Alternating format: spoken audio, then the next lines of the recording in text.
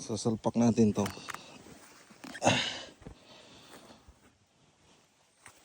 Sa likod.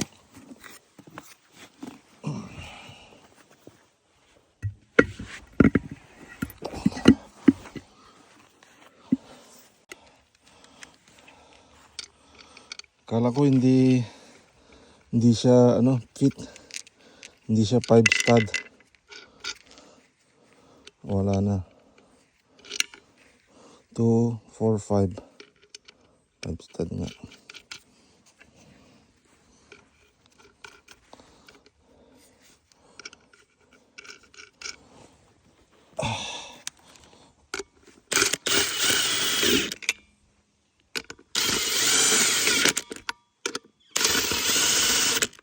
Anong oras ko nga imbuelta, inrombuat, ng jam mo no.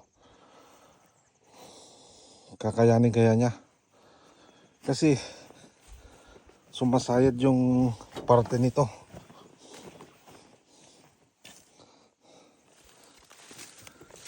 Umayad to eh. Ito yung gulong ng trailer ko eh. Pinull out ko muna.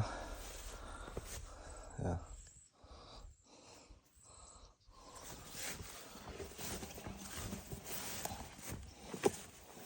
Ano? Pwede na. Taplat. Plat pa yung... So, tignan ko kung uupra. Kasi dadaling ko doon.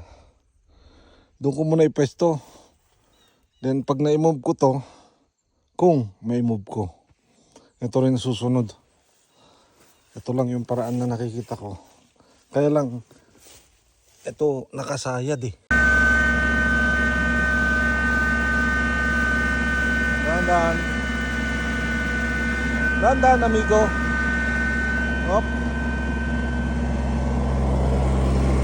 Hindi lang level yung ground kaya medyo kinakalsuhan ko kasi baka duro-durin ako eh. Oh, nailayo ko na ng pagkalayo. Ngayon magagamit ko na tong isa.